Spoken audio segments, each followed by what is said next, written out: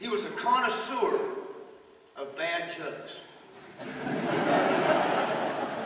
I've been told that the family started numbering them after a while. Here comes old number 37 again. I think that's why he was a Braves fan. At one time in the 80s, they were a bad joke. And he would come in and relay. He'd listen to Skip Carey. He loved Skip Carey because Skip had to fill airtime, you know. And the next morning, he would bring the joke in to me. And his favorite, and I hope I can remember this right, but his favorite, and he told it to me about once a year, was, and family, you'll remember this, the time that Roy Rogers had spent a hard day working on the range. And he came in from work, and he took his shoes off, and he laid them on the front porch, and he went in and sat down in his favorite chair. And Dale Evans looked out and saw a puma running off with Roy Rogers' shoes.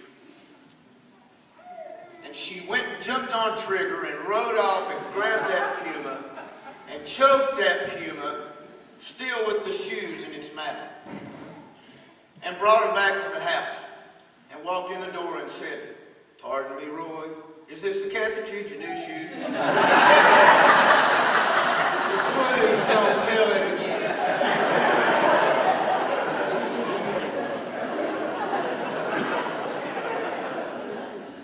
Now his favorite one that I relayed on to him, I told him, I said, you know, the first time I went out with my wife, I kissed her and buckled her knees.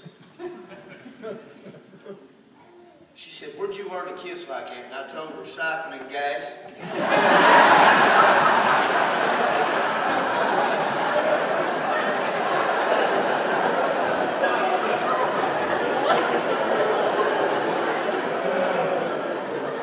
My favorite story of the example of Tom Coughenour's wit. He got up one morning, his friend Roy Huskins was living in Winston-Salem. And he decided to go over and visit Coach Huskins. So he went over there, and when he got to the house, Coach Huskins' wife told him, said, "Well, you know, we didn't know you were coming. Roy's gone to get a haircut." He said, "Well, tell me how I get to the barber shop." So he got directions, and he drove over to the barber shop where Coach Huskins was getting his haircut. And walked in the door of the barber shop, sat down, picked up a newspaper, and started reading. Roy Huskins looked up and he said, Tom Coughenour, is that you? What are you doing here in Winston-Salem?" He said, "I came to get a haircut." Just kept reading the paper.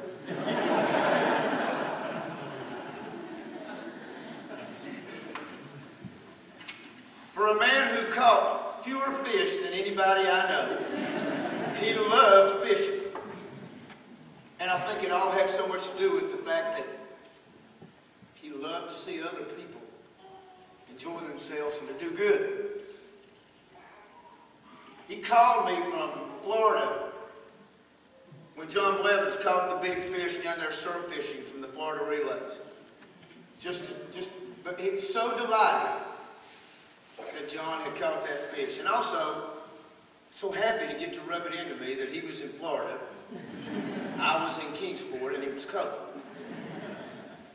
We went to Boone, North Carolina almost every spring, and would go fish at a friend of mine's pond every year. One day I caught 15 and he caught none. I finally figured it out after reading some bass magazines. You must be awake to catch fish. Because while I was walking around fishing, he got over on the dock and it was over. And he always made us drive back. We'd come back down Gap Creek Road. We'd cut at the schoolhouse so we could go by the Laurels. And every time we went by the Laurels, he said, "This is where Barbara and I had our first date." And every time I acted like it was the first time he ever told me.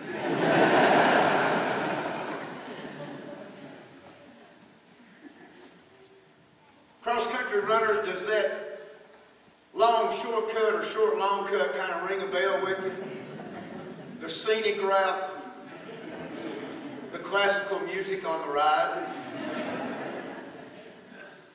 Have any of you ever been left where you went to run?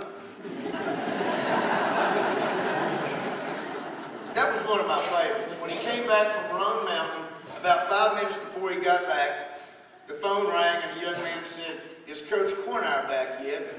I said, "No, why?" "Well, I'm still at Roan Mountain. He's been gone for quite a while."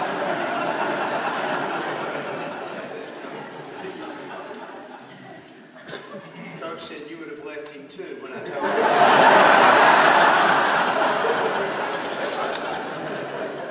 But he went back to get it. We watched at least 2,490 episodes of Andy Griffith at lunchtime over the years. That's 249 episodes 10 times. He was the only guy I could walk by and sing, "Mayberry Union High," and know that he would sing back, "Victory is yours on high." Then every year at Christmas we watched the Christmas episode, and every year we swore we weren't going to cry when Andy and Ellie sang "Away in a Manger." And every year we cried.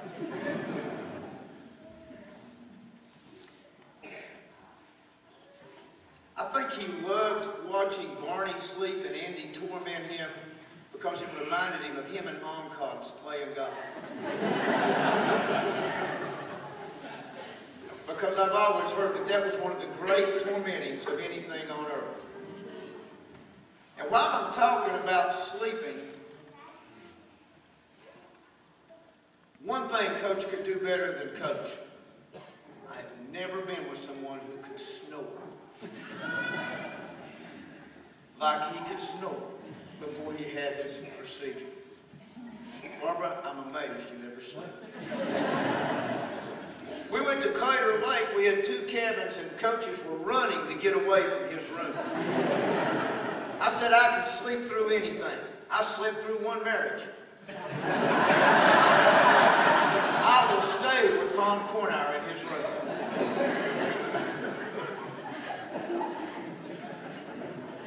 I was wrong. It's the only time I've ever been woke up with snoring. I got through playing ball in college. I was a 215-pound offensive lineman. Tom Coughenour ran. So I decided that's the way I'd try and do it. I never thought I would enjoy running. But I started by following his example. And that, so many times in my life, started me on the right path to things. I refused to be a vegetarian, which he was at that time.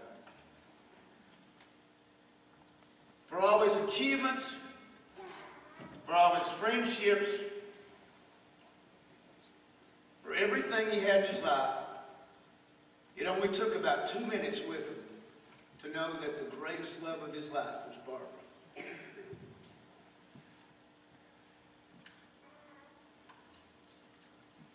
If you couldn't learn something about family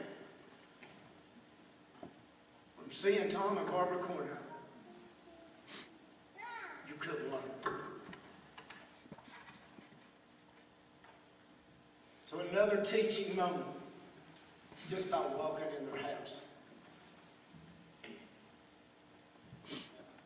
We spent a lot of time talking about our red-headed daughters. We always ended up saying, "Wonder where that comes from."